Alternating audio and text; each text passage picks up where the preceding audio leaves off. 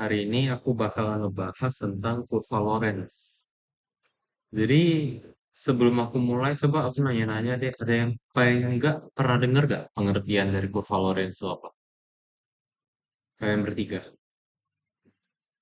Oh, eee, yang menggambarkan pemerataan pendapatan ya? Benar. Jadi seperti yang kita ketahui kan kekayaan di suatu negara itu sebenarnya tidak merata. Misalnya nih ada 100 orang, ada uang 1 juta. Semua orang itu gak semuanya itu ada 10.000. Gak segampang 1 juta dibagi 100 orang aja gitu. Ternyata ada orang yang punya 50.000, ada orang yang punya 200.000, bahkan ada orang yang mungkin negatif kali ya, artinya berutang. Jadi coba kita langsung lihat aja bentuk dari kurva Lorenz itu bagaimana. Jadi bentuk kurva Lorenz itu kurang lebih begini, bentuknya di grafik kotak.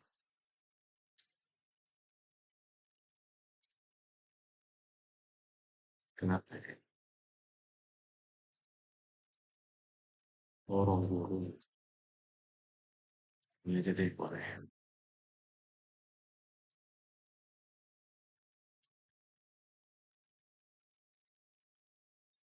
Oke. Bentuk kurva Lorenz itu begini. Ada kotak, ada nol di sini, ini dikasih 100, ini dikasih 100. Lalu di bawah sini adalah persentase populasinya. Sedangkan yang di sini adalah persentase pendapatan atau singkatnya adalah persentase kekayaan yang ada di suatu negara secara total. Jadi begitu. Cara bacanya itu simple. Kita langsung ke sini aja deh.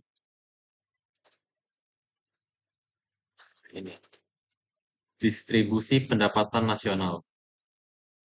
Untuk mengukur, kita membutuhkan yang namanya kurva Lorenz dan indeks Gini. Indeks Gini itu apa? Itu nanti ada hubungannya dengan kurva Lorenz. Cara bacanya itu begini, ini jumlah penduduk, ini jumlah pendapatan. Misalnya nih aku mengambil titik acak yaitu titik B. Titik B di sini itu di titik di mana dia itu 10% jumlah penduduk dan 10% pendapatan. Maka dari itu kita bisa bilang kalau 10% penduduk yang paling sebutannya paling apa ya? Paling paling kurang mampu gitu. Itu mendapatkan 10%. Nah, tapi di sini kondisinya adalah orang yang 10% itu dapat 10% kekayaan. Artinya ya itu adil, artinya seimbang, semua orang dapatnya sama kan. Jadi kalau misalnya kalian lihat nih, O ke A, ini kan garisnya lurus terus. Artinya sebanding. Artinya berapapun jumlah penduduknya, setiap orang itu mendapatkan pendapatan yang sama. Jumlah kekayaan mereka sama semua. Dan itu ya mungkin anggapan orang itu yang paling ideal ya. Mungkin anggapan orang, oh kalau misalnya merata itu pasti bagus. Semua orang umpamanya setara gitu kan. Cuman ya itu kan omongan idealisnya. Kalau misalnya dalam kenyataannya, kalau misalnya memang semua orang memiliki kekayaan yang sama, kemungkinan besar, ini masih hipotesis sih, kemungkinan besar ekonomi agak bakal berjalan. Karena semua orang itu umpamanya setara, buat apalagi gua kerja, gua sudah sama dengan dia, buat apalagi gua kerja gitu kan. Otomatis produktivitas akan menurun. Ini masih hipotesa. Nah, oke. Kenapa Willy? Kok di aku live kok diem kok Diam di mana ya? di DC kok. Oh, oke, coba.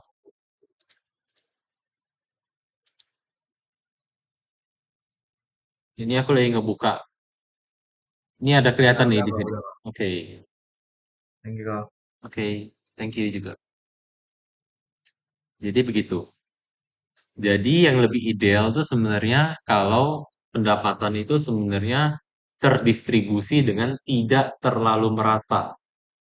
Jadi lebih baik begitu. Tidak terlalu merata itu nggak apa-apa. Ada yang lebih kaya, ada yang lebih miskin. Itulah ekonomi yang sesungguhnya sebenarnya. Lebih bagus.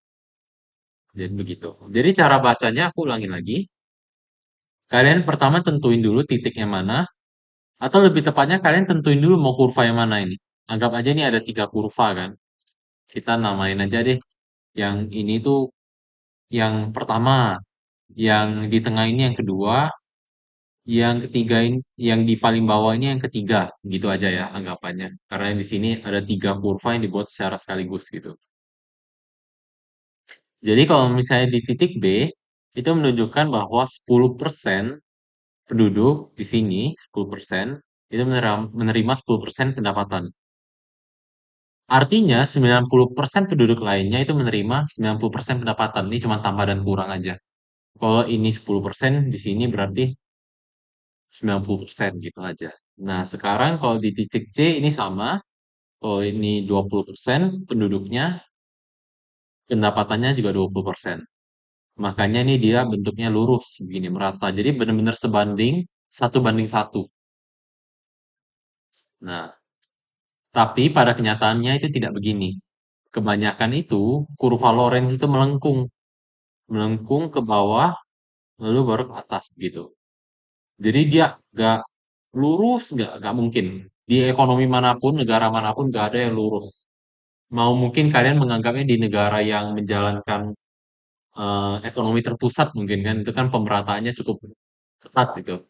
Tetap itu tidak tidak sempurna banget lurus, itu nggak mungkin. Nggak pernah ada yang ceritanya begitu. Jadi cara bacanya kalau misalnya dia melengkung, ini begini. Kalian pilih aja mau titik mana, misalnya ini aku pilih titik D. Artinya 20% masyarakat atau penduduk yang paling kurang mampu itu hanya menerima 10% pendapatan.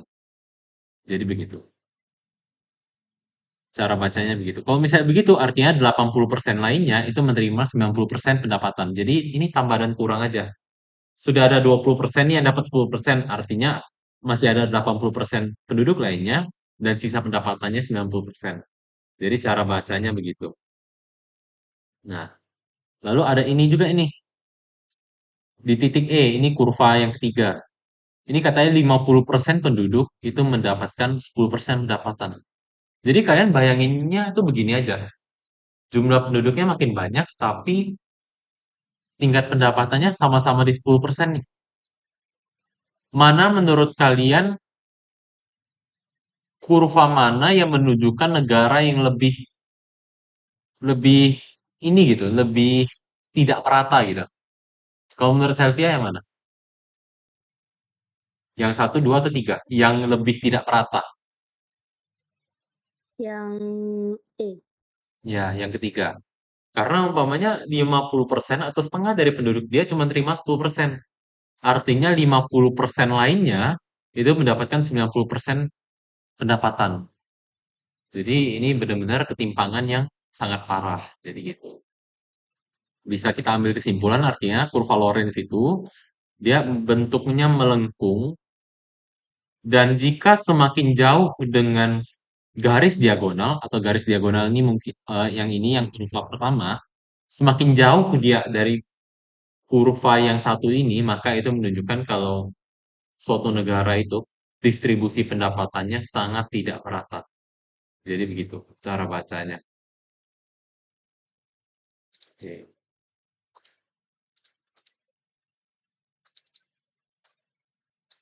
Nah, sekarang di sini, ini termasuk hafalan yang lumayan sering keluar di lomba-lomba. Bank Dunia itu ada membuat kriteria ternyata untuk ketidakmerataan distribusi pendapatan. Patokannya adalah 40% penduduk terendah atau termiskin. Artinya yang di sini nih, 40% itu di sekitar sini kan, 40% penduduk. Kalau misalnya 40% penduduk termiskin itu menikmati atau menerima kurang dari 20% pendapatan nasional, itu dianggap ketimpangannya parah banget. Sudah lumayan parah itu. Jika 40%, termiskin mendapatkan 12-17%, itu artinya ketimpangannya dianggap sedang. Sedangkan kalau misalnya lebih dari 17% ini dianggap baik atau cukup merata. Jadi yang bagus itu di sini, di 3. Jadi begitu. Jadi angkanya yang penting itu 40% penduduk, ini fix. Yang berubah-ubah itu pendapatannya, ini 12, ini 12 sampai 17, ini lebih dari 17. Kalian pasti gampang kok ingatnya ini. Nah, sekarang sebagai uji banding, coba kita lihat kurva Lorenz Indonesia sekarang. Itu juga belum cari sih. Koefisien gini yang ada. Aduh, konten hasil.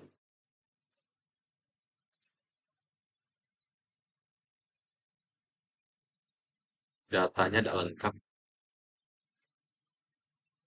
Tidak ada.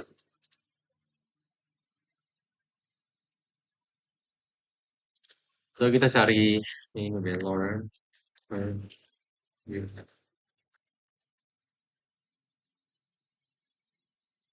Oke, ada di sini. World Population Review.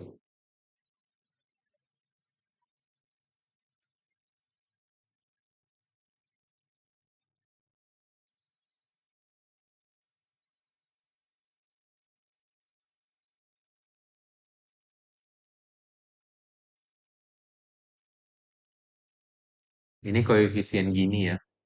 Berarti mau tak mau aku ngajarin ini aja deh dulu cara menghitungnya.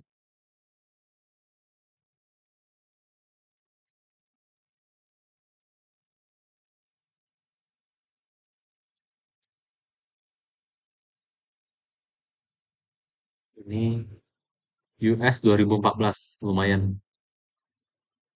Deciles ini berarti dalam pecahan 10%. Ini berarti ini 20%, 40%, 60%. Ini anggap aja ya ini 20%, 40%, 60%, 80% itu. Coba kita lihat kira-kira 40%.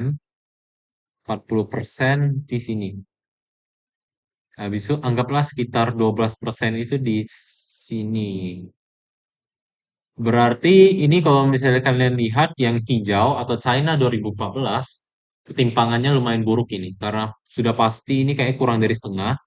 Ini pasti kurang dari 12%. Artinya di China ini 2014 ketimpangannya lumayan parah. Naik ke atas dikit, US 2014, ini mungkin antara dia parah atau dia sedang.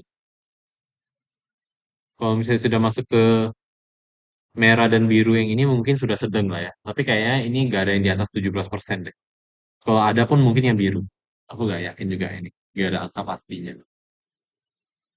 Jadi cara baca kurva Lorenz itu begitu.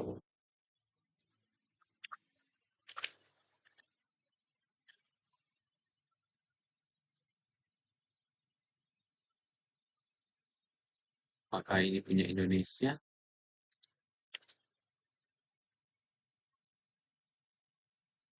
Nah, kalau misalnya ini memang benar punya Indonesia, 40%, ada 20% pendapatan di antara 40% masyarakat termiskin, artinya ini masih ideal, masih lumayan bagus lah, nggak parah-parah banget.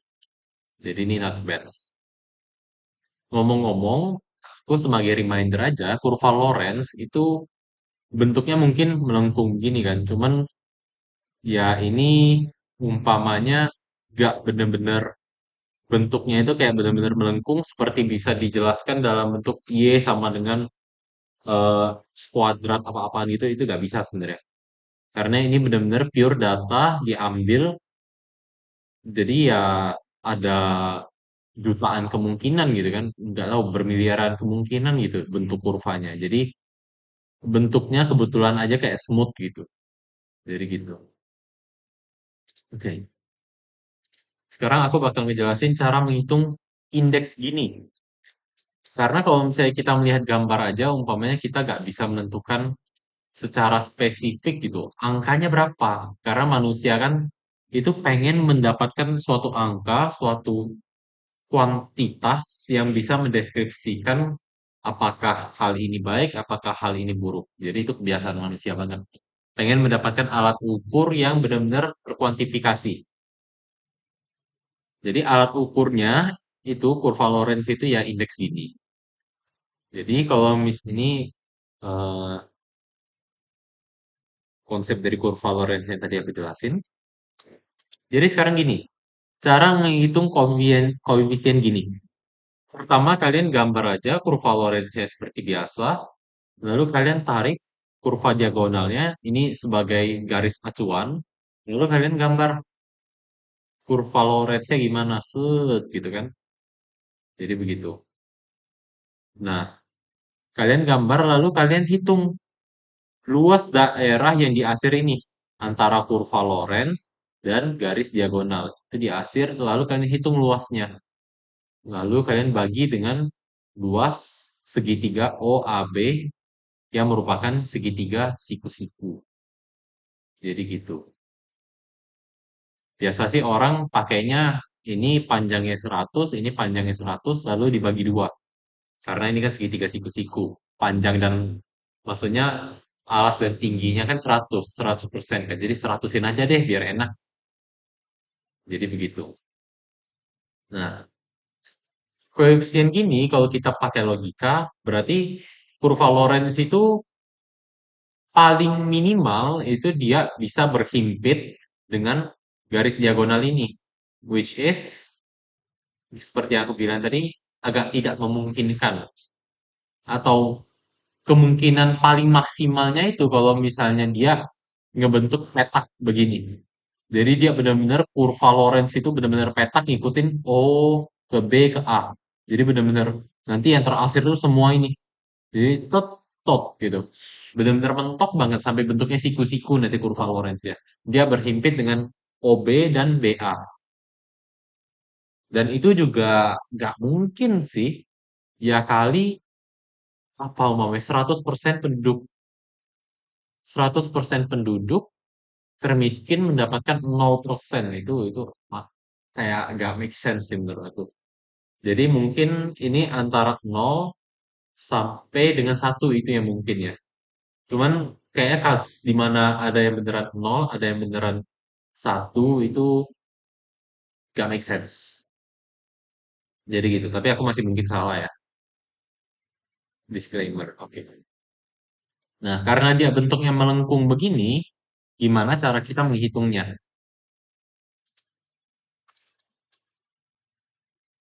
Jadi kalau misalnya kayak mau langkah-langkah yang lebih jelas ini, begini, mencari luas daerah di bawah kurva Lorenz. Mencari luas segitiga di bawah garis diagonal, mencari luas daerah antara garis diagonal dan kurva Lorenz. Ini nanti dua yang dikurangin, lalu kita ketemu luas arsirannya gitu.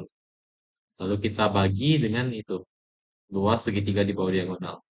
Ini secara kata-kata, tapi aku langsung aja jelasin pakai gambarnya. Kita pakai pen aja deh. Anggap di sini ada kotak. Nih. Lalu ini kita buat garis diagonalnya. Oke, kurang lebih begitu. Ini titik 0, lalu ini 100, ini 100. Ini pendapatannya, ini jumlah penduduk.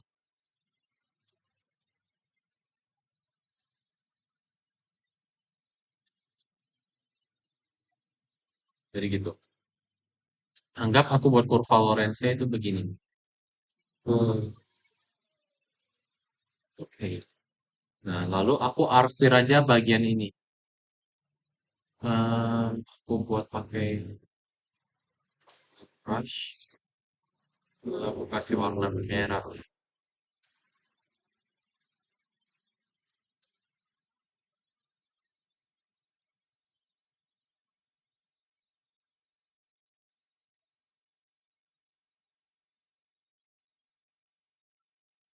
Oke, kurang lebih begitu. Nah, ini kalau misalnya melengkung gini kan susah gitu kan ngitung apanya, ngitung luasnya gitu kan. Kan melengkung dia. Kalau misalnya melengkung, orang itu kebanyakan langsung pakai yang namanya integral. Jadi pertama dia cari dulu persamaan dari kurva Lorenz ini apa, Nanti kalau misalnya dia sudah ketemu persamaan yang paling identiknya, yang paling apanya tepatnya gitu, dia hitung pakai integral. Atau mungkin orang-orang di luar sana mungkin hitung luasnya pakai mungkin pakai program-program itu di programming mungkin kan, tapi itu pasti membutuhkan cara yang lebih kompleks. Kalau misalnya kita hitung kasarnya aja, karena kita kan cuma sekedar pengen tahu kira-kiranya berapa. Jadi cara ini tidak akurat, tapi bukan yang terburuk. Kalau misalnya kalian lihat begini, nggak mungkin kalian langsung ambil kesimpulan kalau ini segitiga kan, bentuk yang ini. Jadi pertama tuh kita nggak bisa langsung cari yang merah ini. Kita cari aja yang biru.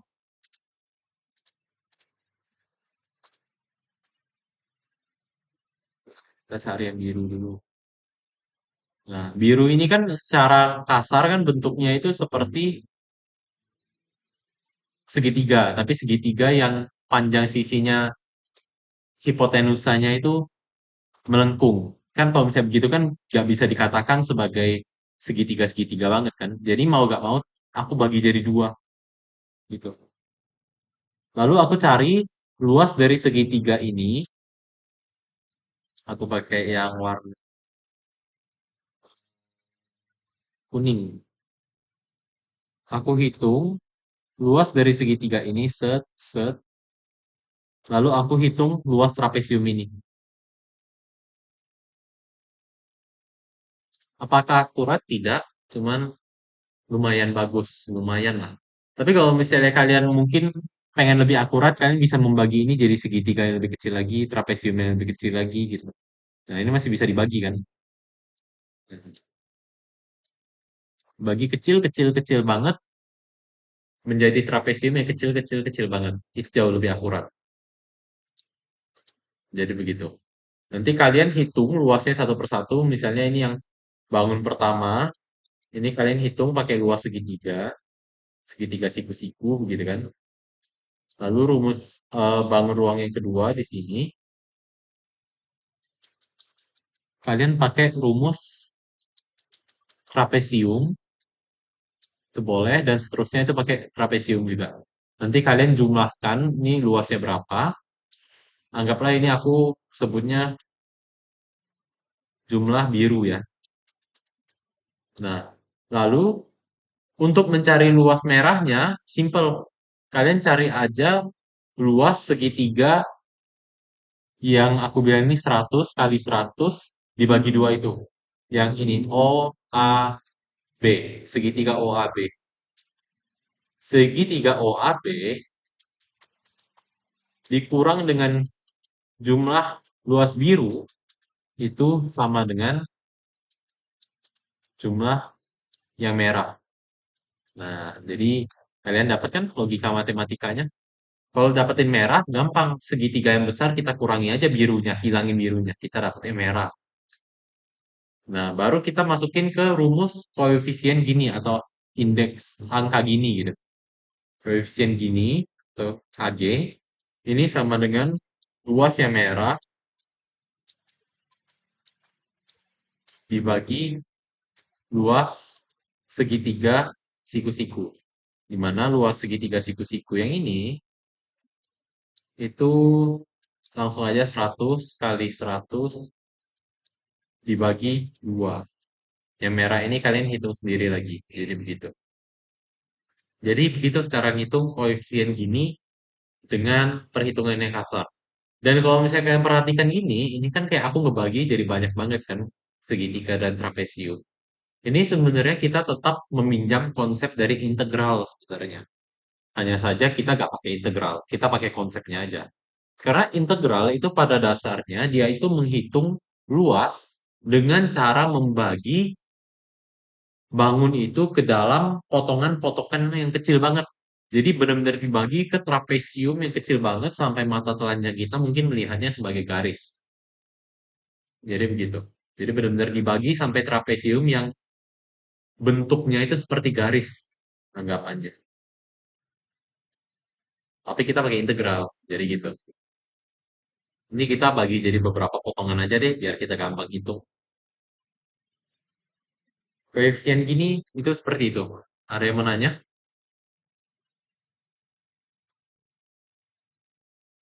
Untuk ini mungkin aku gak kasih contoh soal deh. Mungkin habisnya ya mungkin muncul juga sih harusnya.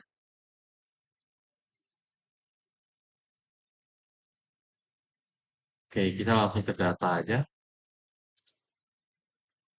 Gini indeks. Oke, oh ini ada. Gini ratio Maret 2024 tercatat 0,379. Oke, 0,379. Coba kita lihat apakah ini bagus atau buruk. Coba eh, gini ratio category.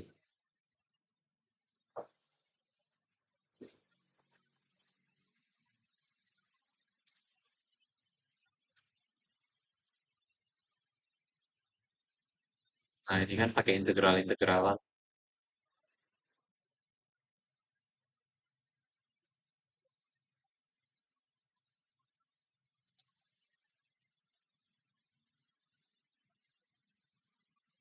Gak ada deh.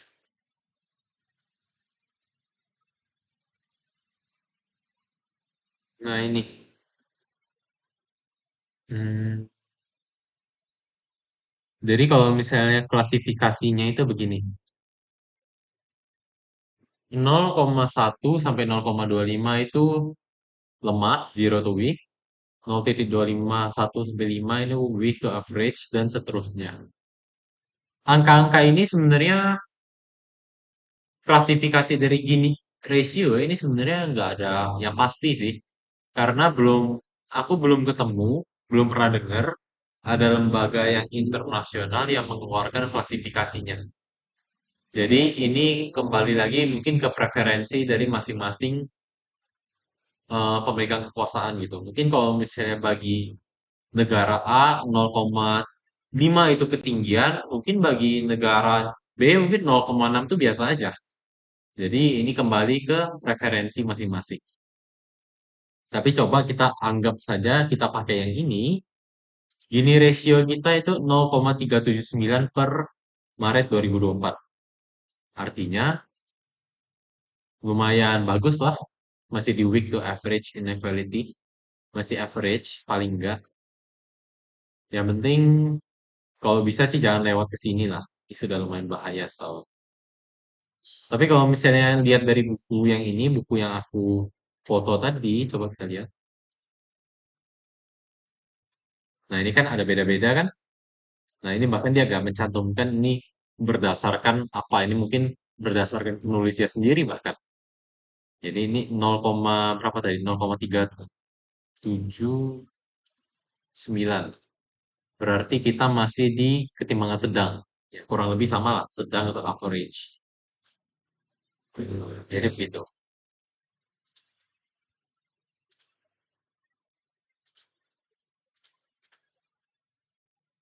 Hmm. Sekarang coba kita lihat data internasional. Oh, ini ada. Gini indeks. Ini mungkin persentasenya ya. Oh, berarti ini bisa kelihatan nih.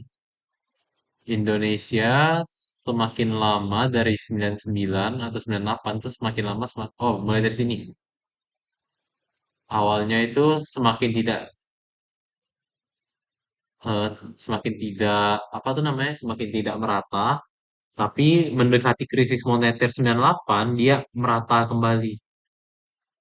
Kemungkinan besar sih ini karena kebijakan pemerintah waktu itu untuk meningkatkan keadilan, kan waktu itu kan krisis moneter banyak yang jatuh miskin kan umpamanya. Jadi mungkin pemerintah melakukan pemerataan pendapatan supaya kesenjangan itu gak separah-parah itu untuk meningkatkan stabilitas zaman itu. Tapi dia mulai naik lagi, mulai naik lagi.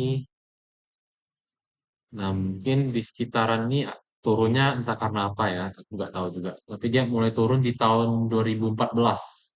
Puncak 2013, 2014. Hmm, 2014 itu tahun apa ya? Aku udah berani sebut sih. Jangan. tapi lama-lama menurun terus. Nah, mungkin ini ya istilah orang kalau misalnya ngomong yang kaya semakin kaya, ya, yang begitu. Ini mungkin ya. Semakin tidak merata, itu artinya yang kaya semakin kaya kan. Jadi mungkin ini yang dimaksud. Data tidak berbohong.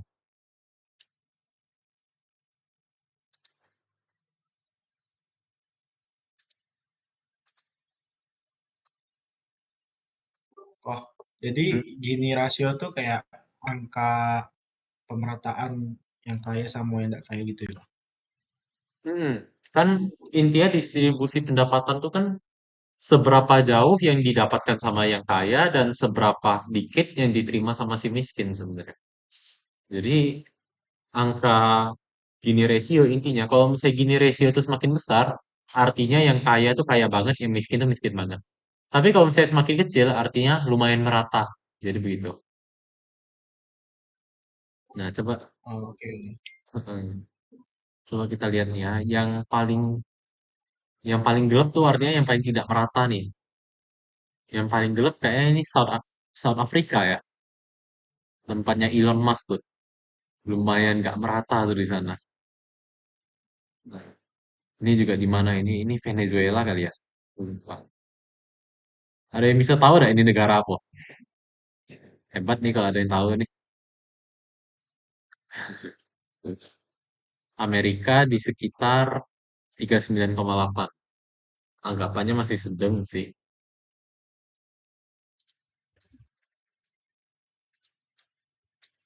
Indonesia 37,9 sesuai dengan data kita tadi yang di ini. Jadi kalau misalnya mana tahu ada muncul pertanyaan ini boleh nih dihafal ya. 37,9. Mana tahu.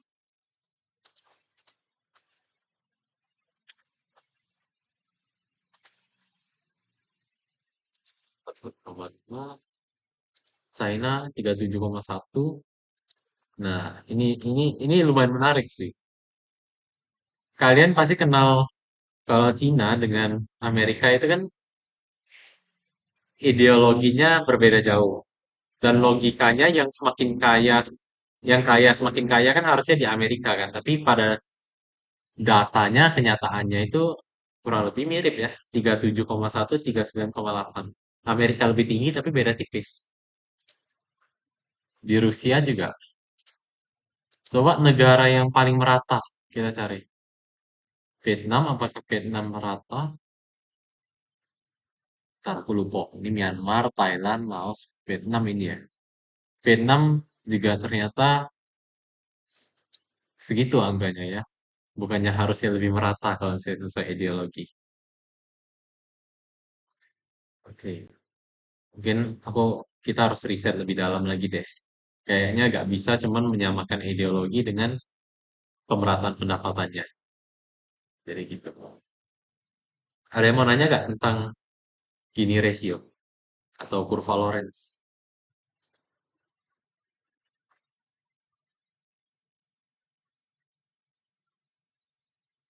Oke, nggak ada. Selain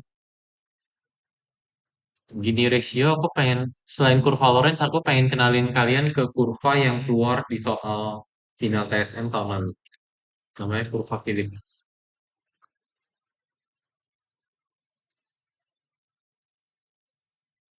Nah, seperti yang kalian lihat, kurva Phillips ini mirip seperti kurva indifference curve. Mirip, tapi nggak sama. Jadi, Phillips curve ini adalah kurva yang menghubungkan antara unemployment atau pengangguran dengan inflasi. Mungkin anggapan kalian, kok bukannya kalau inflasi tinggi kan tidak bagus. Kalau inflasi tinggi tidak bagus, artinya nanti banyak pengangguran. Kalian tidak sepenuhnya salah, tidak sepenuhnya benar. Tapi yang perlu kalian lihat itu kalian melihatnya dari sudut pandang mana? Apakah itu dari sudut pandang short term, jangka pendek, atau jangka panjang, long term? Kalau misalnya kalian melihat dari kacamata jangka pendek, maka kita bisa mengaplikasikan yang namanya Phillips curve. Jadi Phillips curve ini menghubungkan antara unemployment rate dan inflation rate. Dan Philips ini dia tuh penganut Keynesian. Jadi Keynesian ini lumayan terkenal dengan teori ekonominya, lumayan banyak teorinya. Cuman pada dasarnya coba kita cari ya. Keynesian teori. Keynesian Economics Justify Government. Ya, intinya yang ada pemerintahnya deh katanya si Keynes ini. Seperti yang aku bilang waktu itu klasik dan Keynesian kan. Jadi, kalian bayanginnya begini, kita mulai dari inflasi. William, inflasi itu apa? Naiknya harga loh, Oke, dikarenakan kalau eh, eh, harga itu naik. Kalau misalnya harga naik, otomatis penjual bisa meningkatkan penjualan mereka, kan? Revenue dari penjualan mereka meningkat kan?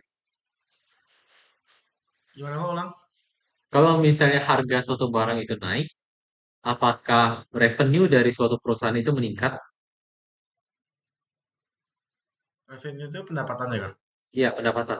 Dia ngejualnya Eh, dengan harga lebih tinggi kan? Artinya apa? Pendapatannya naik atau turun? bisa naik bisa turun nggak sih kok? Jawaban jawaban anak kecilnya aja, jawaban simpelnya aja, nggak apa-apa. Jawaban simpelnya ya.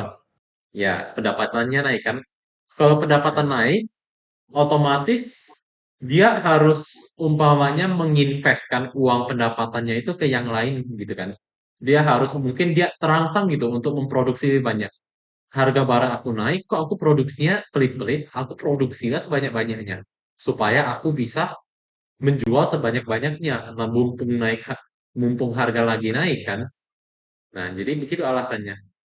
Jadi karena dia pengen produksi lebih banyak karena harganya naik, dia membutuhkan tenaga kerja. Dan tenaga kerja ini, dia menyerap tenaga kerja, otomatis unemployment rate itu berkurang. Jadi makanya semakin tinggi inflasi, maka anggapannya dia punya unemployment rate itu semakin kecil. Jadi begitu kan. Hanya saja mungkin ini masih kurang reliable. Karena lagi-lagi yang tadi aku bilang itu short term, jangka pendek. Coba kalian bayangin kalau misalnya inflasi dalam setahun tuh misalnya 50% nih. Apa yang bisa 50% ya? Misalnya kalian makan mie pangsit sekarang 30.000. Tiba-tiba besok sudah 45.000. Siapa yang mau makan? Orang yang, wah gila. Harganya naik itu gaji aku tetap 4 juta, harga mie pangsit 45.000. Langsung keluar itu accounting psychology-nya. Aku cuma bisa makan, oh aku cuma bisa makan 90 porsi per bulan kalau misalnya aku gajian nih. Orang langsung mengurangi daya belinya. Orang langsung nggak mau konsumsi. Dan yang paling penting di ekonomi itu adalah perputaran uang. Kalau misalnya nggak ada yang konsumsi dan semuanya savings, atau bahkan mungkin nggak ada yang savings, semuanya debt, semuanya kredit, itu ekonomi kemungkinan besar bakal kolaps. Alhasil Phillips Curve jadi nggak berpengaruh, nggak berlaku lagi, dan unemployment rate bukannya dia menurun ke kiri terus, yang ada dia malah melengkung langsung jebret ke kanan. Jadi kayak letter U gitu. Jadi mungkin mungkin ini cuma kayak pembahasan-pembahasan ekonomi yang lucu-lucu lah ya. Karena ekonomi ini kan ilmu yang luas, kita nggak bisa tahu. Karena ekonomi itu kebanyakan kasusnya tuh terjadi dulu baru ketemu penyebabnya. Atau bahkan penyebabnya pun nggak ketemu. Penyebab dari 98, krisis moneter 98 itu karena apa? Ada yang bilang karena ini, karena itu. Ada yang karena katanya mulai dari Thailand. Thailand habis itu mulai dari sana, mulai dari mana. Ada juga yang teorinya bilang kalau krisis moneter 98 itu karena krisis moneter tahun 90-an di Amerika. Dan otomatis semua negara itu mengalami outflow besar-besaran karena uang yang dari asing itu masuk ke Amerika. Ada yang bikin teori gitu. Ada juga yang bikin teori kalau Indonesia itu ternyata memang saat itu debt to PDB ratio-nya terlalu tinggi, utangnya terlalu besar terhadap PDB. Ada juga yang bilang begitu.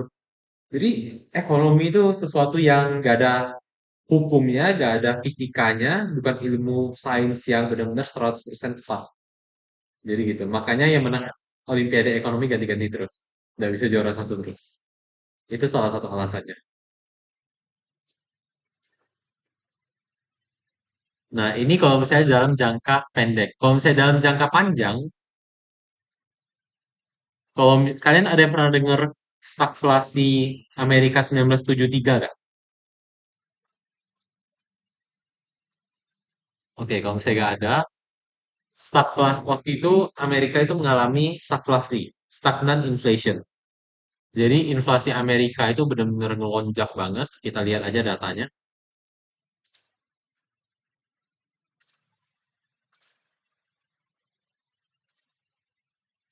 United States inflation rate year on year.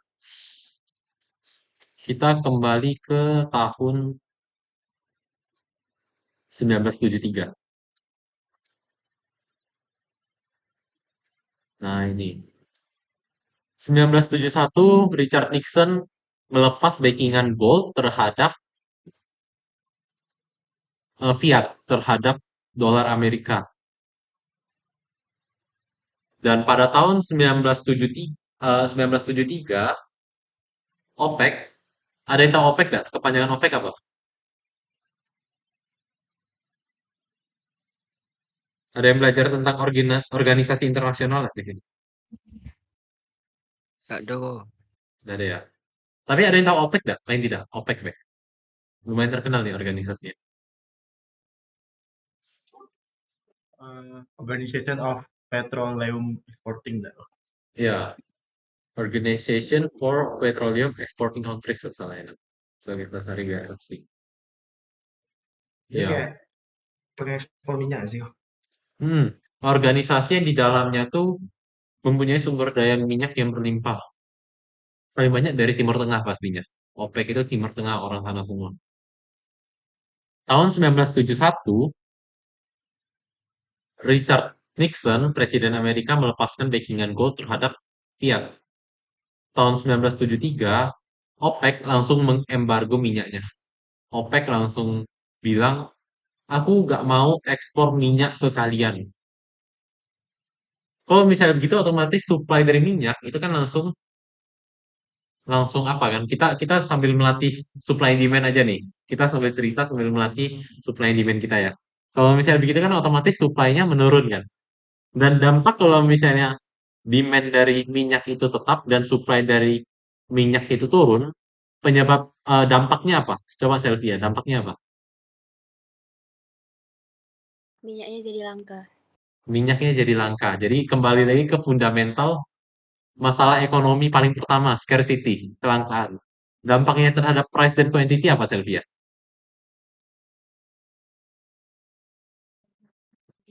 Price-nya jadi meningkat, terus kuantitasnya jadi menurun. Oke, benar. Waktu itu, harga minyak bahkan sampai naik 4 kali lipat. Katanya segitu. Coba, aku cari lagi nih. US Oil ya. Aku juga penasaran habisnya. Ini aku baru baca sekitar 3 jam yang lalu masalah yang aku ceritain sekarang ini.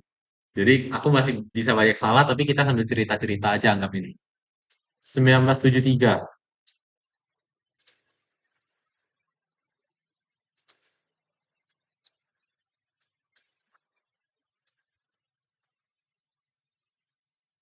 Nah, data is not lying.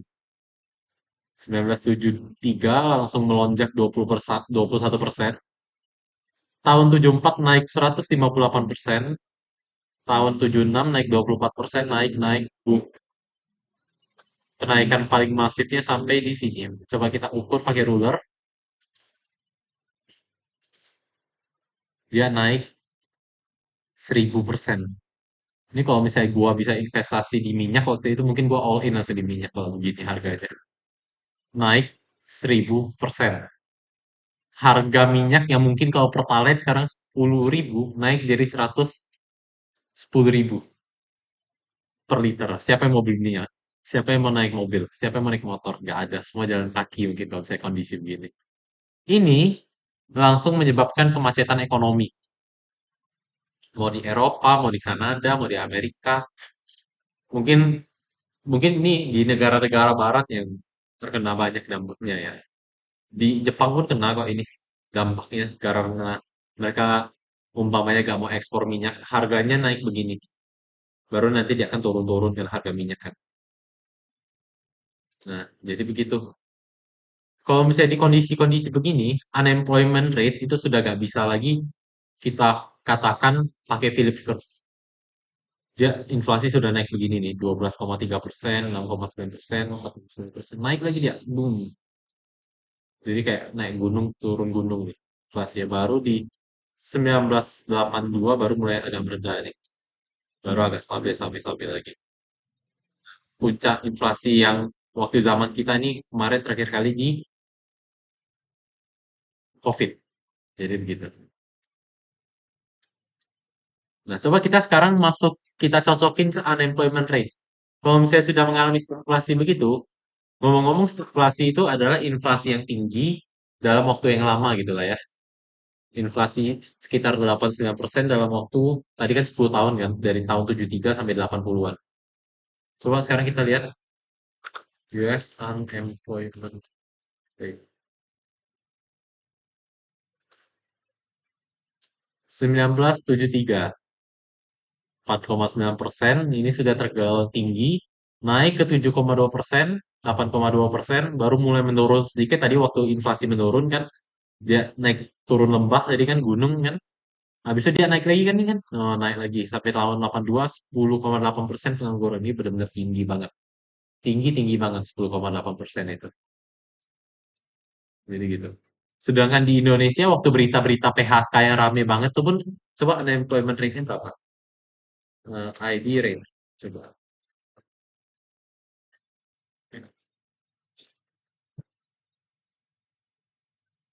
Kok nggak ada?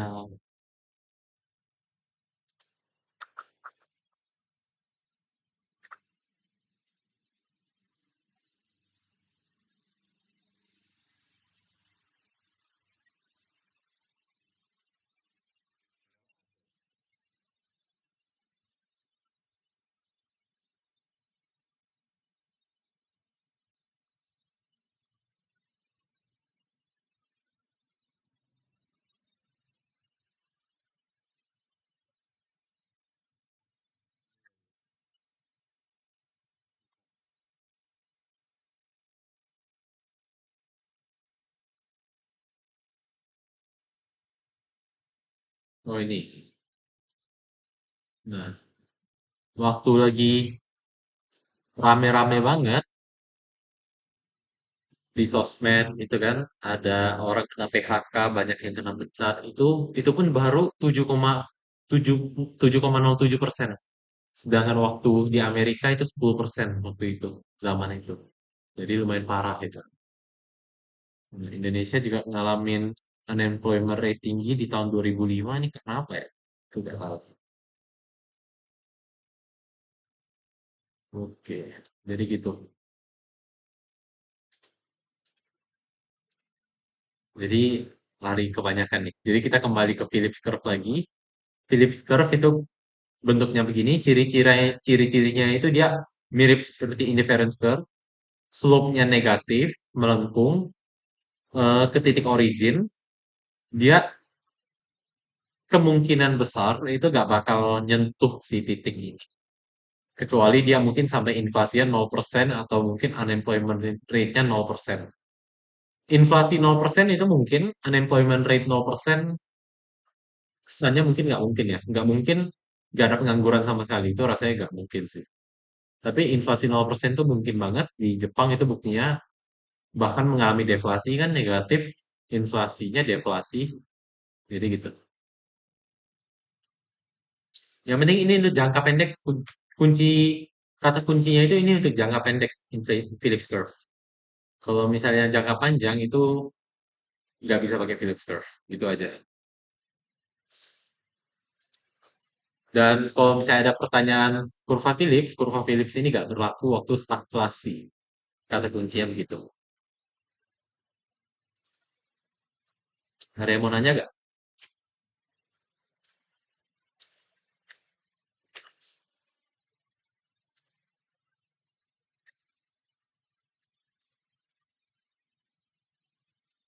Kok Iya.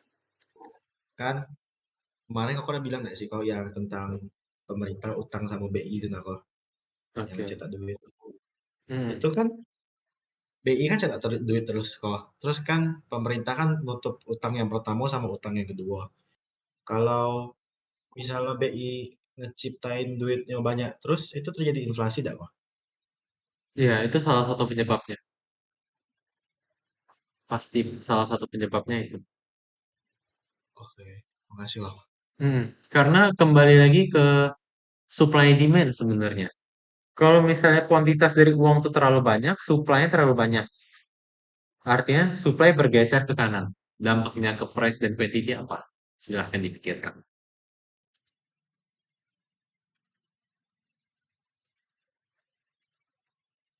Oke. Hmm, Materi pendapatan nasional sudah selesai. Kita ke next topic. Apa ya? Kalian ada yang mau request gak gitu? Sebelum aku lanjut punya aku sendiri terus nih, kalian ada yang mau request gak?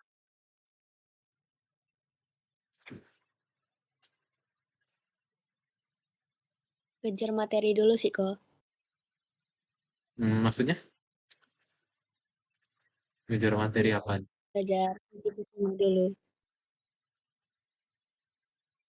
Hmm. Hmm.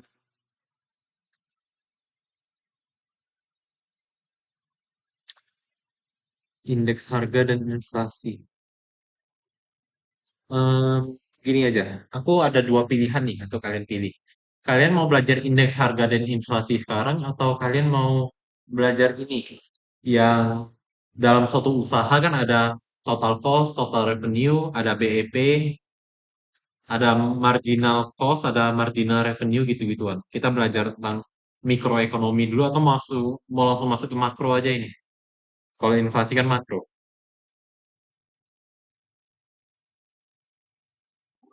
Kalau aku mikro, mikro dulu. Yang lain setuju? Mikro dulu? oh, yang lain. Mikro dulu. Oke. Ngomong-ngomong, disclaimer, soal yang di nasional paling banyak keluar soal mikro. Soal yang TRT, apa TRTC gitu, itu keluar banyak nian, 50% keluar itu. Jadi, mana tahu mungkin ya soal nasional tahun ini bakal dibawa ke provinsi, who knows kan. Jadi gitu. Oke, kita ke Word,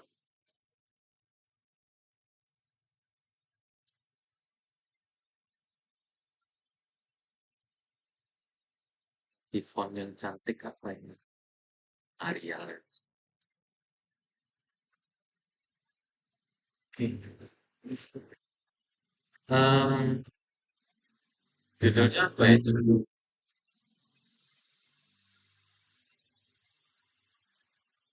Bisa usaha kan. Aku udah tahu nama judulnya apa. Harusnya buka TO. Aku cuma tahu cara hitungnya WHM.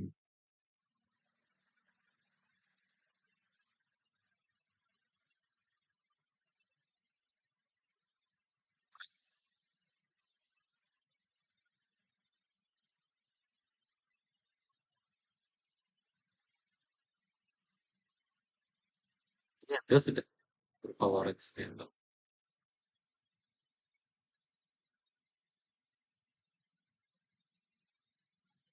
Total biaya dan penerimaan.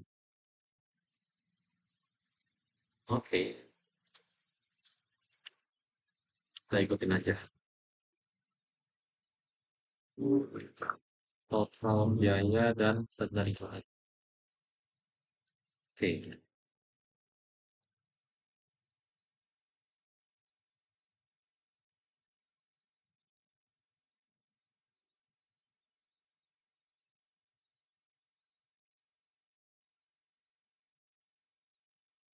Oke.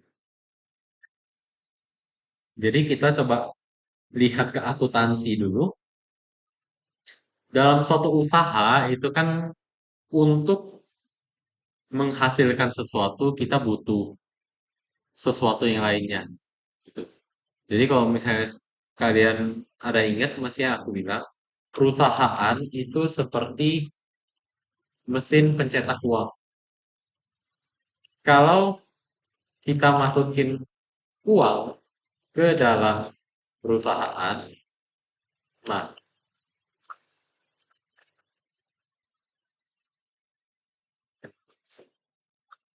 perusahaan, maka perusahaan akan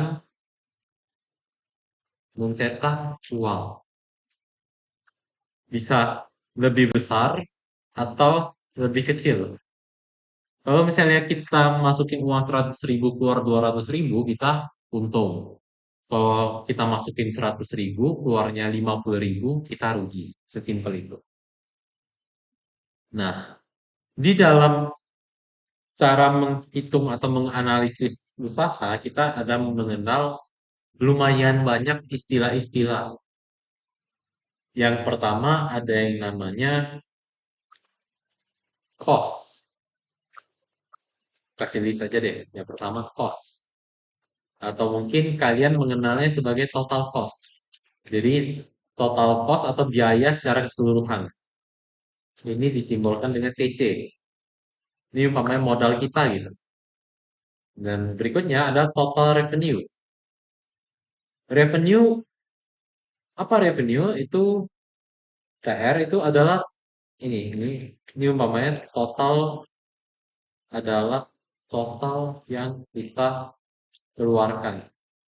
Sedangkan total revenue ini adalah total yang kita terima.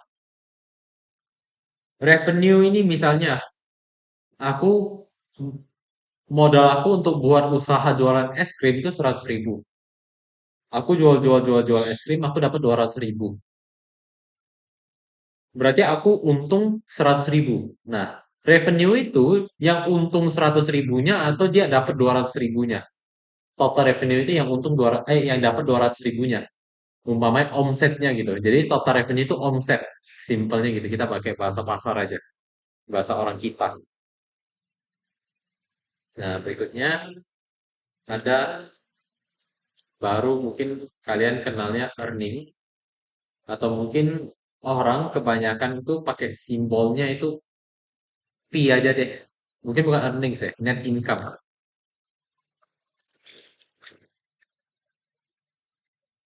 Orang pakai simbol pi.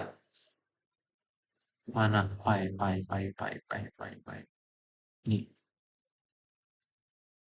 Jadi gitu. Jadi ada 3 nih variabel dalam menghitung total biaya dan penerimaan. Nah, total cost ini dibagi jadi 2 lagi ternyata. Dibagi menjadi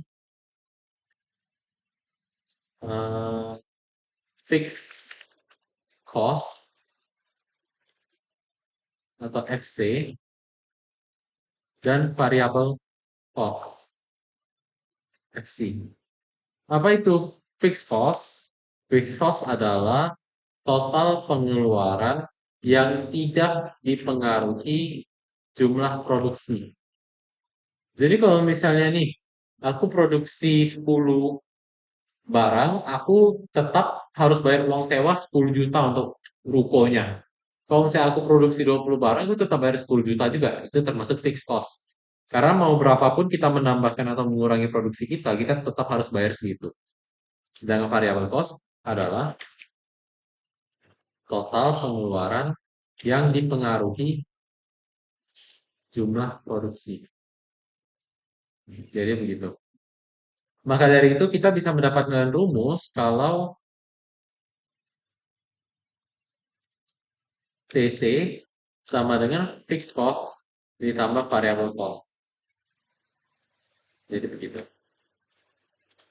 Nah, untuk total revenue ini gampang.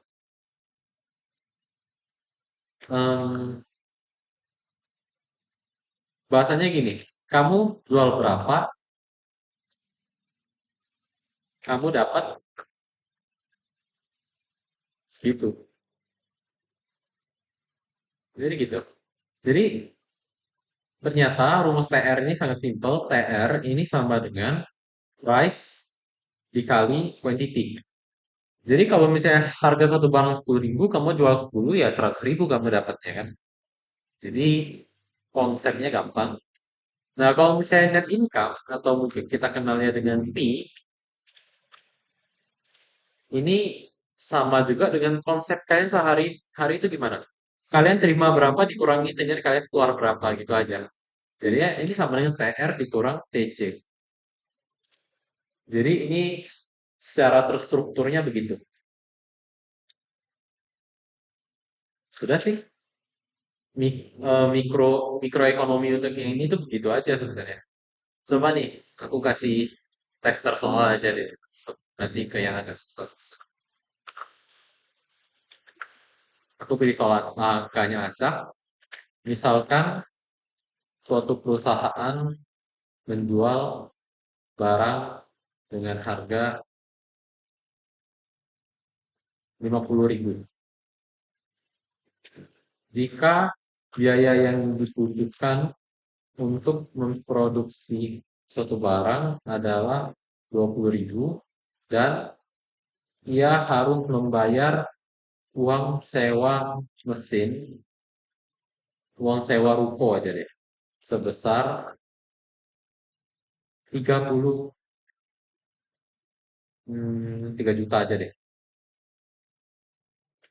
Tentukan apakah ia untung atau rugi jika menjual sebanyak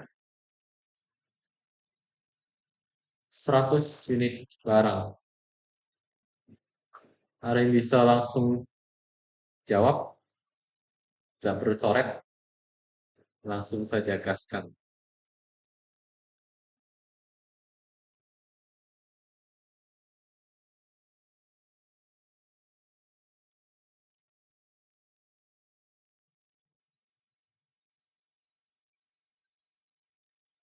Kok angkanya pasnya nih begitu sampai. Aduh, udah masalah ya nanti ini kalau aku buat soal ini. Ada yang tahu jawabannya? Sama gak sih kok? Iya, sama. Balik Aku modal pilih, nih kok. aku pilih angka asal pas pula jawabannya capeknya. Kayak kemarin gak sih kok yang koma-koma itu juga. Iya, kalau ada angkonya Heran sih. acak, angkonya bisa pas. Heran aku. Coba ini, Bisa Be. gacor. Aku buat begini, Be. Eh, ini jadi 60.000 dan uang sewa mesin 500K. Nah, ada yang bisa ketemu jawabannya berapa?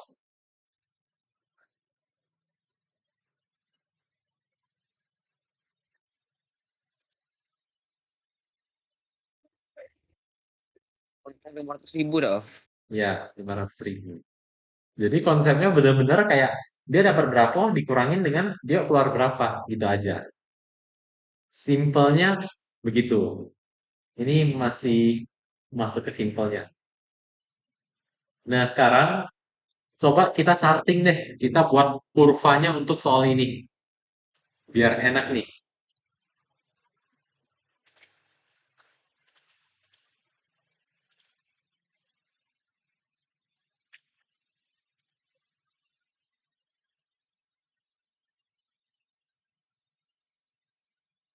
Jadi, kita anggap aja sumbu Y itu kayak angka uangnya seberapa banyak. Sedangkan ininya itu banyak kuantitinya. Sumbu X itu quantity, sumbu Y itu kayak uangnya berapa banyak, mau itu untuk TR, mau itu untuk VC, FC gitu-gituan ya. Jadi yang pertama, misalkan suatu perusahaan menjual barang dengan harga 60.000. Artinya itu yang kita ketahui itu price. Berarti dia masuk ke sini nanti. Artinya kita bisa buat persamaan Y sama dengan 60X. Wow, angkanya begini banget.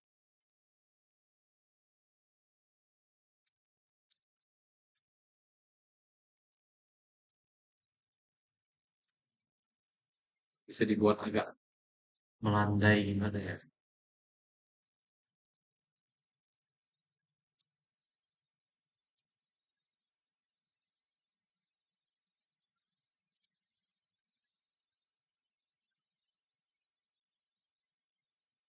Nah.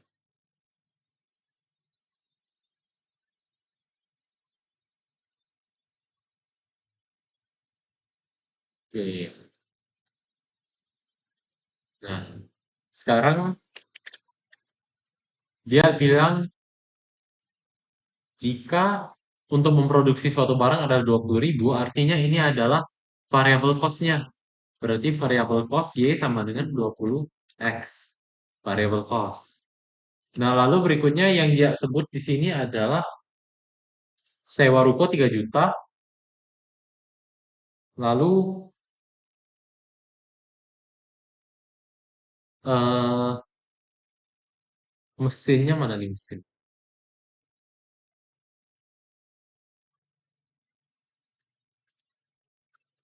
Sewa mesin 500.000 per bilang. Intinya ini berarti Y itu fix sudah 3.500.000.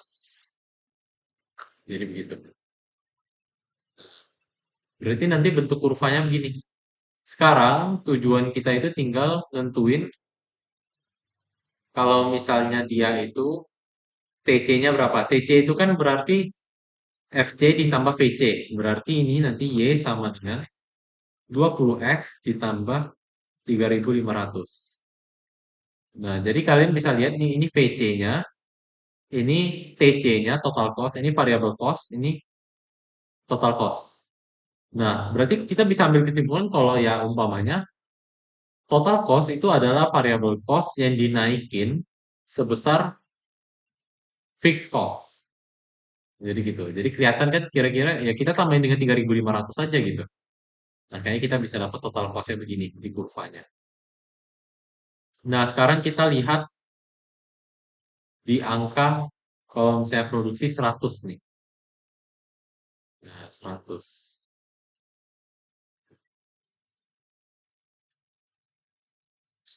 Hmm,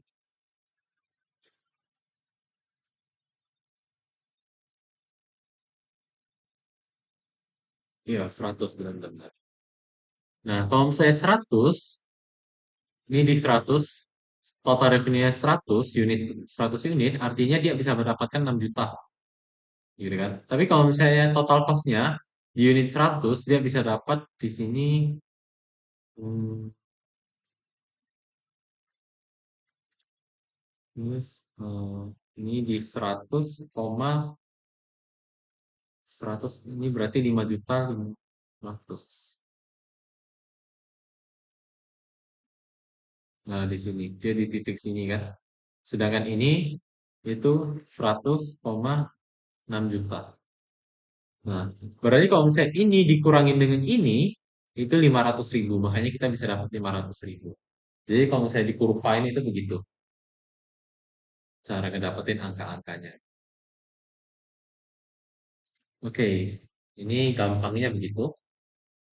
Nah, selain ini aku pengen kenalin kalian ke yang namanya tadi kan kalau misalnya tadi dia yang soal pertama ini kan kalau misalnya dia masukin 500.000, 5 juta maksudnya dia juga 5 juta itu balik modal kan. Balik modal ini kalau misalnya di ekonomi itu sebutannya BEP atau break even point.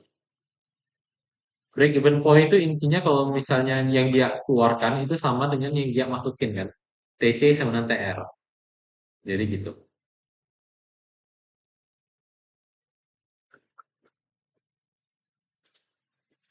Nah, kalau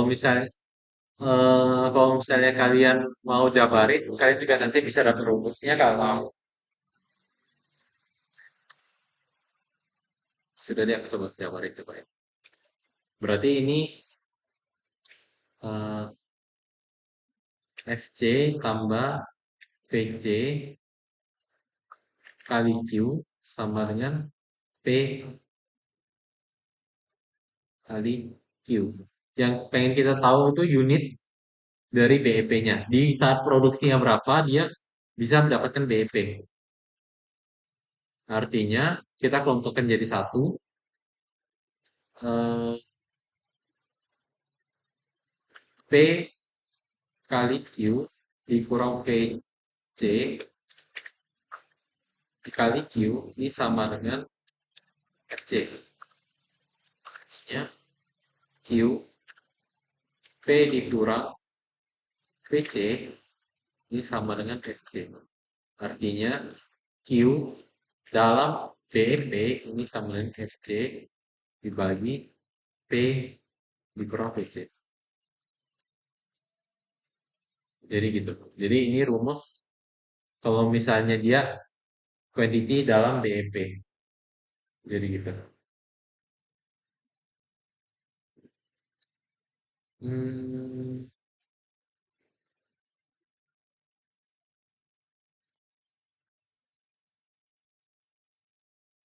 Oh, itu P hmm, tadi apa? price, Ah, harga barang. Dia harga jualnya itu berapa gitu.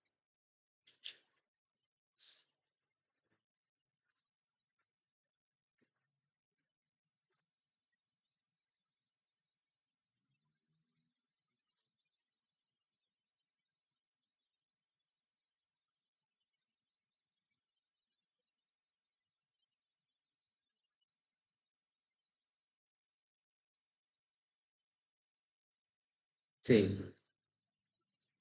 Sekarang berikutnya aku pengen kenalin kalian dengan yang namanya marginal revenue dan marginal cost. Balik deh. Marginal cost dan marginal revenue. Marginal cost dan marginal revenue ini singkatannya adalah MC dan MR. Dari kemarin kan kalian pasti sudah nengok ini kan marginal utility ini. Ini kali ini ada marginal cost. Artinya bisa kita ambil kesimpulan kalau marginal cost itu adalah perubahan dari total cost jika mengalami perubahan, bukan perubahan sih, lebih tepatnya kenaikan dari Q. Jadi kalau misalnya kita meningkatkan produksi kita atau penjualan kita, TC itu naik seberapa jauh. Itu kita hitungnya pakai marginal cost. Dan marginal revenue adalah perubahan mengalami kenaikan dari Q. Jadi gitu. Maka dari itu kita bisa dapat rumus kalau MC ini sama dengan konsepnya sama seperti yang kemarin. Kita pakai perubahan dari TC dibagi dengan perubahan dari Q. Jadi kita pakai lagi-lagi konsep turunan. Kalau misalnya ini MR sama dengan DTR dibagi Q. Jadi kita pinjam konsep turunan nih di sini. Jadi gitu.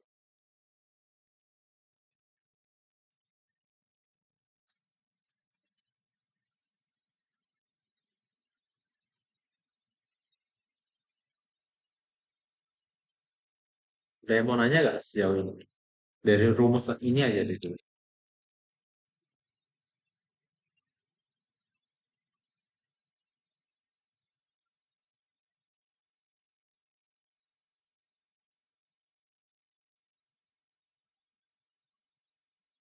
Oke, nggak ada.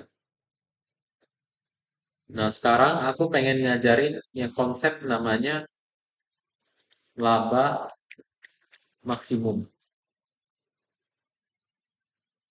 Gini deh, kalau misalnya diketahui TC dan TR, tentukan laba maksimum yang mungkin didapatkan oleh sebuah perusahaan. Kan nggak mungkin tahu kan? Karena kita cuma dikasih tahu TC dan TR-nya. Kita masih kekurangan suatu komponen yang namanya Q.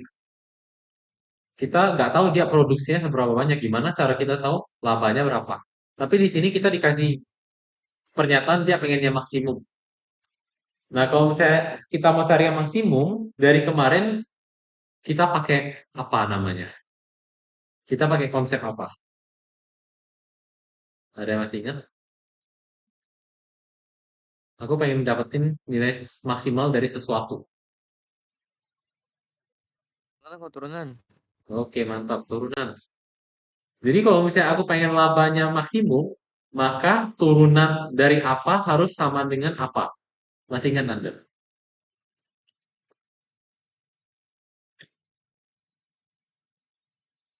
Lagi kok, sorry kok. Betul, betul. Kalau misalnya aku pengen labanya maksimum, maka turunan dari variabel apa harus sama dengan apa? Gitu. Kan dari ini kok, dari fungsi pula. Dari Benar-benar, variabel ini. Oh, benar-benar fungsi ya. fungsi. Ya benar-benar, boleh Dari fungsi. fungsi laba tuh berarti TR min TC. Turunan dari TR min TC. Nah, berarti turunan dari pi, gitu kan? Turunan dari pi harus sama dengan Nol.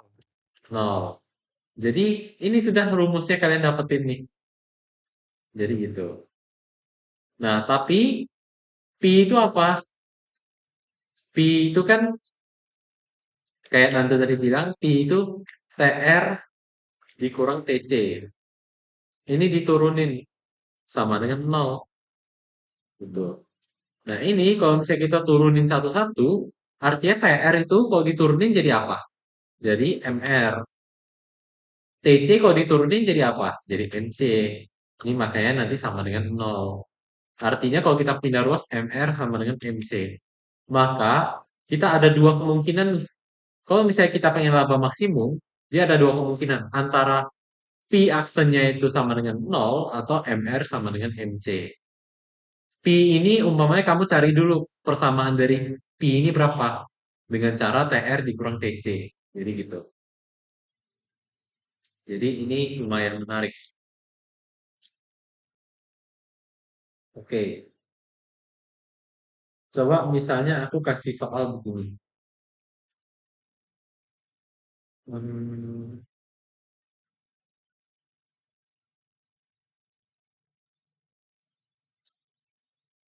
misalnya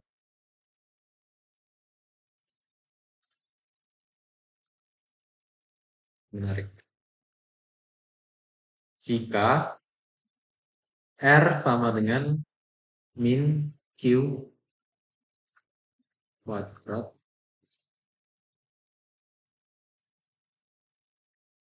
kuadrat tambah 12Q dan AC sama dengan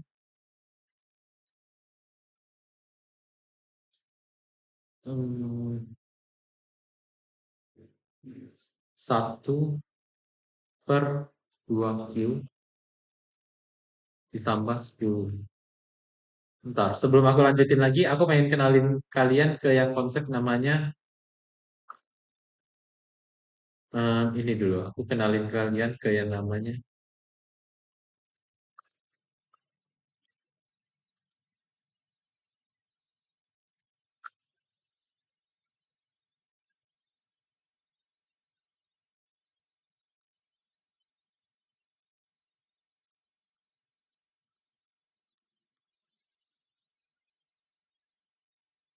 AC dan AR. AC ini average cost.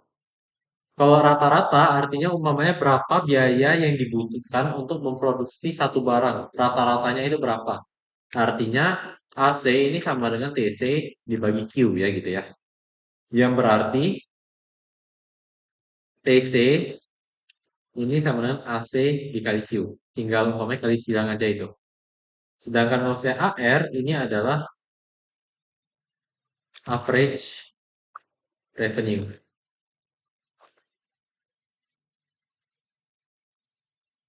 Jadinya AR sama dengan TR dibagi Q. Yang berarti TR sama dengan AR dikali Q. Tapi biasanya AR ini sama dengan price. Harusnya sama, biasanya sama. Kecuali tergantung soal lagi, mungkin aja beda. Tapi harusnya 90% of the case itu sama. Jadi gitu. Ini cuma main average-average, kalian pasti bisa. Jadi kita masuk ke soal ini lagi. Ini R, ini artinya total revenue, lalu diketahui AC. Sekarang yang ditanyain tuh, berapa unit yang harus diproduksi? Ini pertanyaan A aja dulu. Berapa unit yang harus diproduksi agar impas? Artinya ini BEP ya. Lalu soal kedua, berapa unit yang harus diproduksi agar dicapai laba max? Setelah ditanya berapa laba max, berapa laba tersebut? Jadi berapa laba max yang kamu maksud itu gitu ya. Lalu yang ditanya berikutnya adalah berapa biaya marginal saat berapa biaya saat biaya.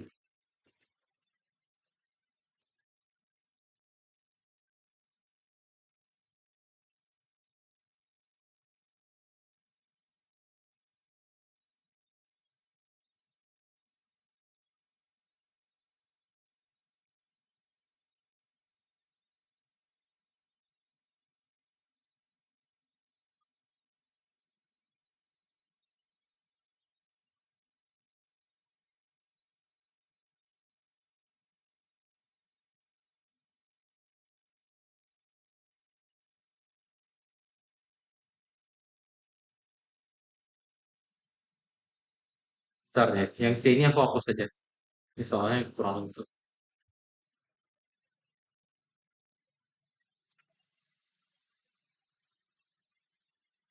Pertanyaannya ini aja. Berapa biaya marginal dan penerimaan marginal saat Q max. Q max itu saat labanya max. Jadi gitu. Ini yang ditanyain. Coba kalian kerjain atau mungkin karena ini waktunya sudah lumayan mepet jadi PR aja ya. Jarang-jarang kita ada PR nih. Karena besok materinya lanjut nih juga. Masih ada banyak nih yang mau dibahas. Ini jadi PR aja ya. Boleh kalian screenshot aja dulu. Jaga-jaga kalau misalnya nanti aku lupa kirim.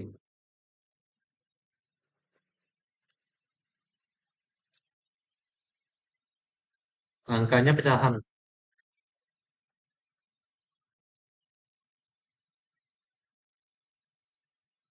Sudah di screenshot?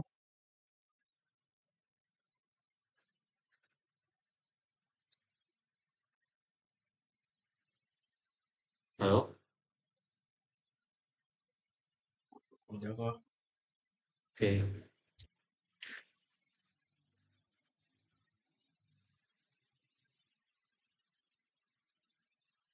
Ngomong-ngomong, ini AR sama dengan P ini juga bisa sama dengan D juga. Jadi kalau misalnya biasanya nih fungsi demand itu sama saja dengan price ya kalau misalnya di soal-soal begini. Kan seperti yang aku pernah tunjukin di kurva-kurva pasar itu ya monopoli, oligopoli, pasar persaingan monopolistik kan eh, P sama dengan D sama dengan AR. Jadi itu. Jadi ini lumayan penting juga. Jadi sama aja sebenarnya. Jadi nggak perlu pusing kalau misalnya ketemu soal yang mungkin bukan P yang dikasih tahu. Bisa aja dikasih tahu itu AR atau D. Jadi gitu. Untuk hari ini ada yang mau ditanyakan? Mau dari kurva Lorentz sampai sini boleh ditanyain.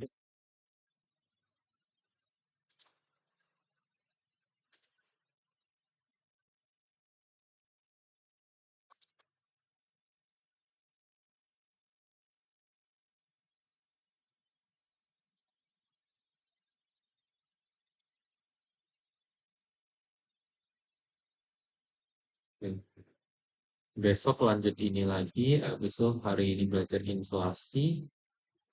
Terus belajar inflasi, mungkin ISLM dan uang. 3, 4, 5 kita latihan soal. Harusnya begitu.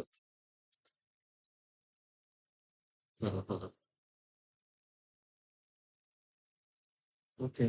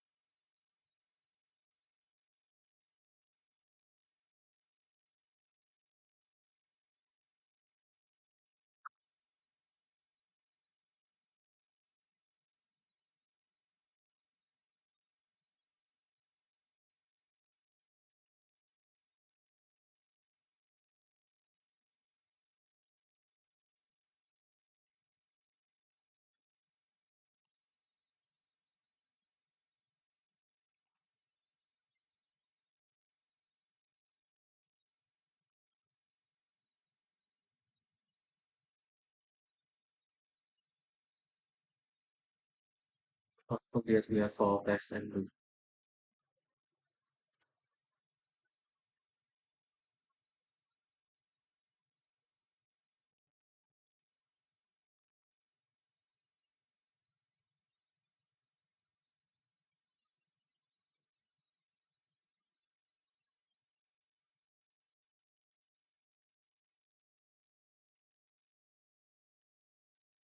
Dari kemarin yang banyak keluar tuh kayak ini sih, kalau saya soal teori.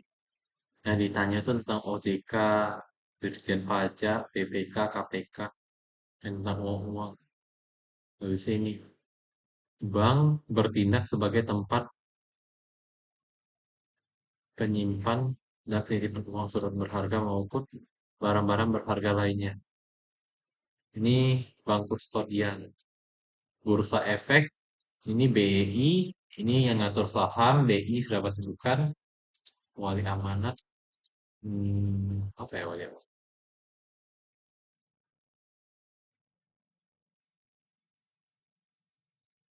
Kalau yang di penyisian kebanyakan pengetahuan umum.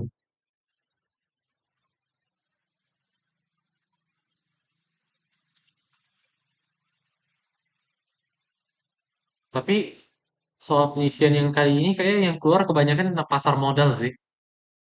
Lumayan banyak tuh pasar modal keluar-keluar di atas atas tuh.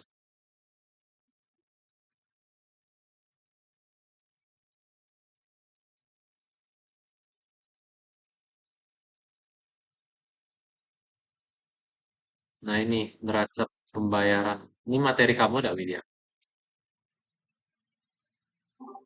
Iya, tapi kan kata aku lagi terakhir deh, jadi aku belum belajarnya. Oke oke. Ini coba bagi kayak penerimaan devisa sebagai hasil pemasukan wisata asing ke Indonesia akan dicatat dalam neraca pembayaran Indonesia pada neraca pembayaran.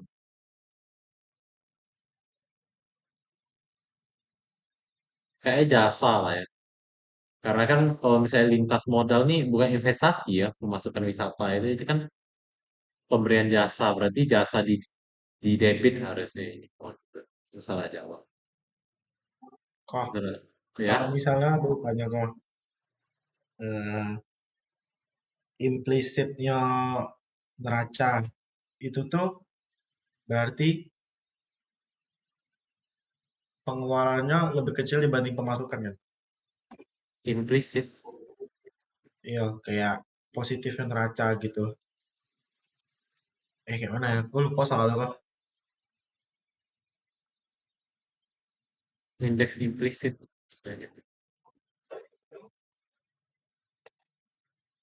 Neraca neraca nih jujur aku udah ada dalam inian masalahnya.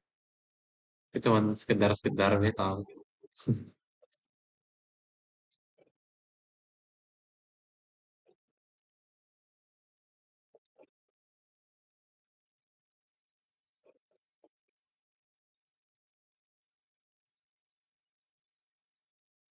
Mungkin soal pengisian ini kayak soal ujian yang biasa kalian temuin di sekolah lah.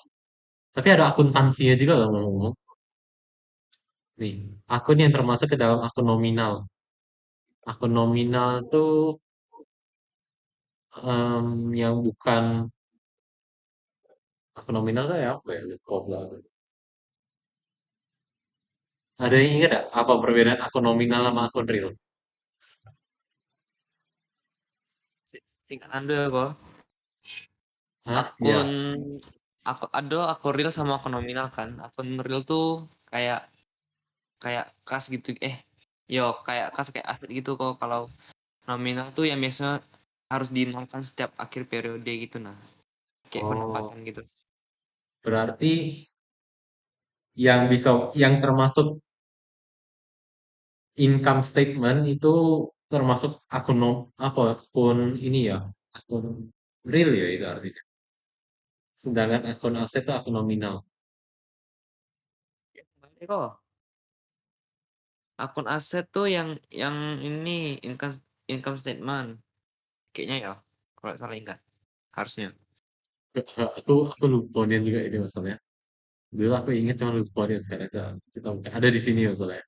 Ini solusinya. Akuntansinya ada, aku baru ingat. Aduh, ekonomi pun ada akuntansi.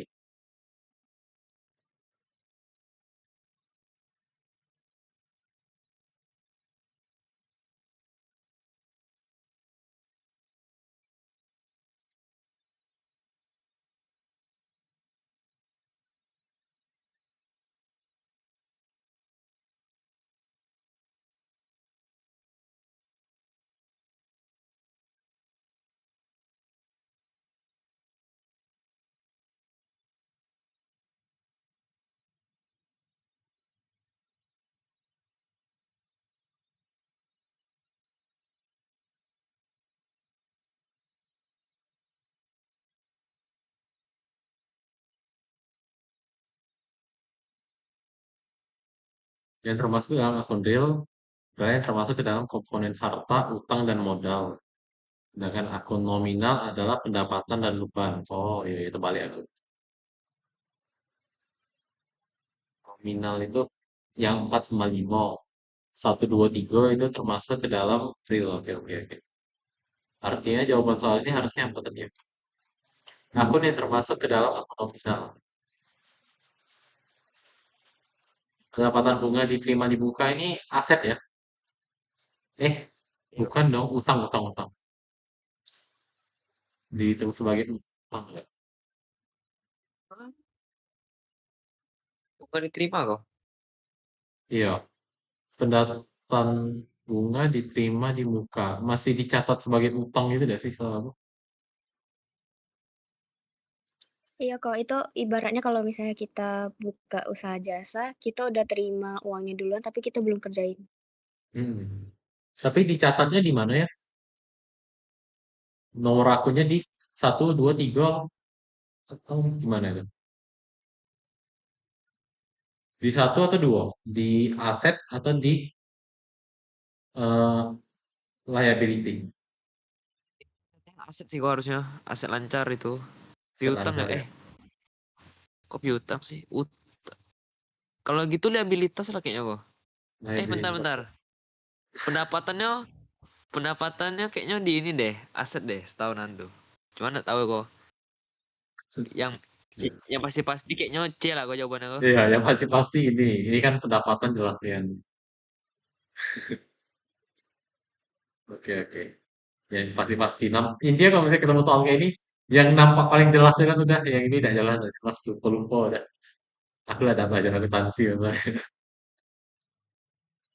Nah ini soal akuntansi ini ada yang tahu nggak nih cara kerjanya?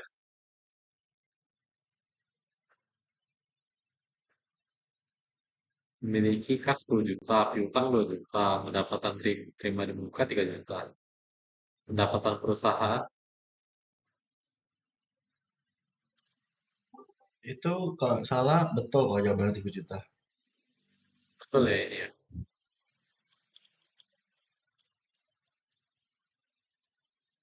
Satu dah. Tapi tidak tahu ya. Tapi tidak yakin deh. Kasnya, kas dan piutang tuh, aku tidak tahu pakai rumus apa ya ini ya. Tapi ada beban, ada hubungannya dengan hukum. Akuntansi aku Beban. masih masih dangkal akuntansi aku makanya.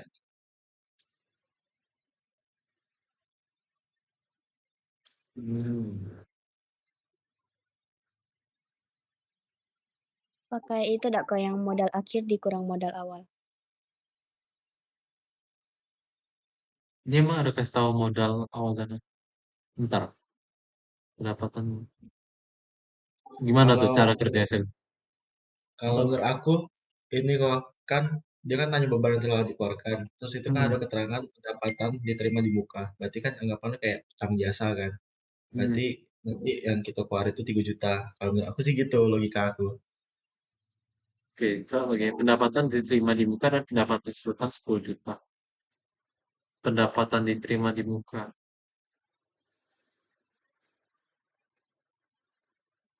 Hmm.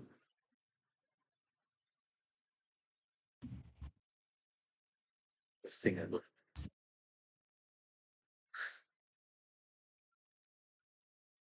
Kalau modal akhir, kan kalau misalnya yang maksud ini nih, maksud Selvia ini modal akhir itu sama dengan ini dah, modal awal tambah laba dikurang prefer dah. Itu dah maksudnya si Celtia. Atau yang gimana? Jangan-jangan aku salah ini. Iya, soalnya kebanyakan kayak gitu sih kok. Kalau misalnya ada ditulis modal, patokannya di kas. Jadi jawaban apa? Hmm. Ini total asetnya 10 juta, 12 juta artinya kan. Pendapatan diterima di muka, pendapatan perusahaan. 7. Hmm. Kalau Nando pakai teori liar sih kok. Kan kayak pendapatan perusahaan kan 10 juta tuh kok. Berarti itu Ah, udah termasuk pendapatan diterima di muka kan. Berarti yang di luar pendapatan diterima di mukanya tuh kayak 7 juta gitu. Ditambah piutangnya. Jadi 9 juta kan. Terus ah, pakai teori liar kasnya dikurang sama yang 9 juta lah kok. Sisa 1 juta kayak gitu kok. plus duit, plus duit. Cuma gak tahu sih kuncinya kayak mana. Mm-mm. Ya, aku kira ini tadi awalnya soal yang kayak gini gitu nah, soal yang kayak Selvia maksud tuh, tapi aku juga ragu nak masukin kas jadi modal ini kayak ilegal, ilegal kayak mana ya gitu ya. Nantilah coba aku cari-cari tahu lagi ini. Cuma 3 4 ekor kok soal akuntansi ya. Gampang pasti. Oke, oke lah, boleh silakan istirahat dulu malam nih. Malam nih materi kita itu baik. Terima kasih semuanya. Kamsia kok. Welcome, Bisa. Sia.